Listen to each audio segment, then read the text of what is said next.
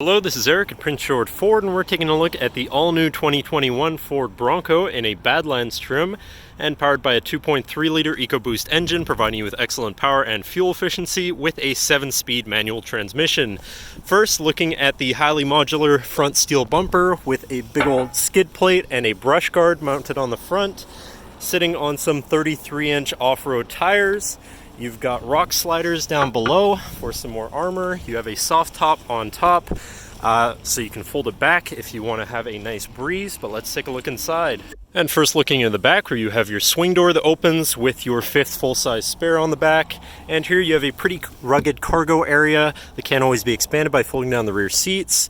You've got these tie-down hooks with little lassos on them. You've got this compartment here with your jack and some extra space. And here you have your door bags, because of course you can take off the doors and store them in the back, safe and sound. And of course this lifts up a bit, so you do have better access with a 12 volt right there. And then looking into the back seat, where you have spacious seating for 3 with a nice, I believe, like vinyl or wetsuit material seating. And you have vinyl flooring with drain plugs, so if you're going through some deep water or mud, you can drain it through the floors. And you've got the molly rigging sort of material on the back here, so you can hook equipment bags onto there. Little mesh bag there, your window controls in the middle with a USB, USB-C, and 110 volt power outlet. And looking in the front, you do have power windows, power mirrors, and power locks, which is all here in the middle, considering the doors do come off. And then no powered seats, because, I mean, if you're getting water or anything in here, you don't want to mess that up.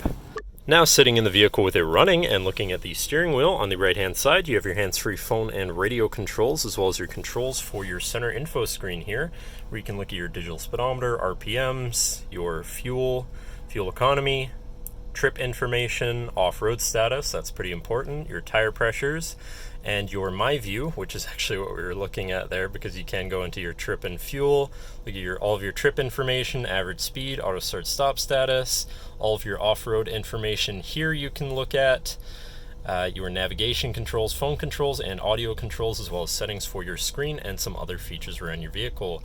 But then moving on to the left, where you have your cruise controls with your lane keeping system, and then moving on to your center, your infotainment screen, which is radio, Sirius, and Bluetooth capable, so you have some options there.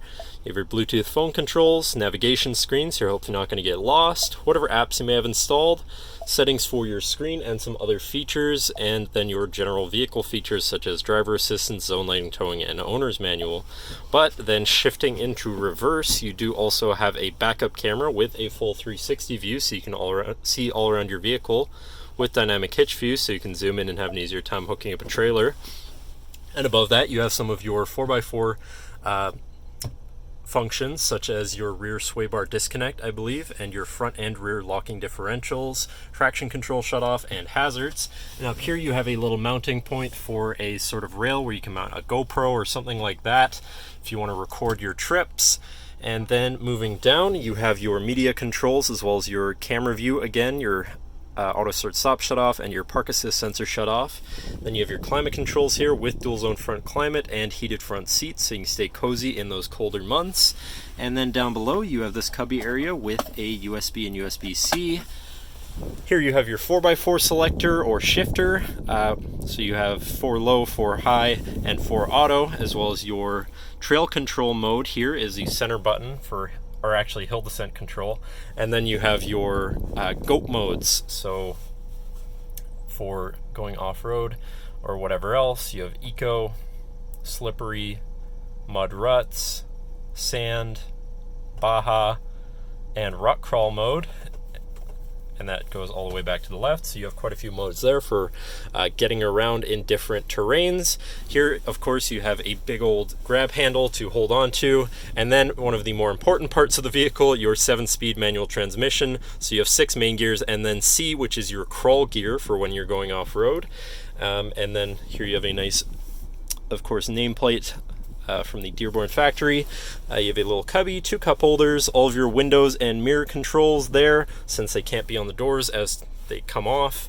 And then you have your lockable center compartment here with a little cubby, and 12-volt power outlet and plenty of space in there, lockable mainly because you can take the roof and doors off of this vehicle, and some added security is nice.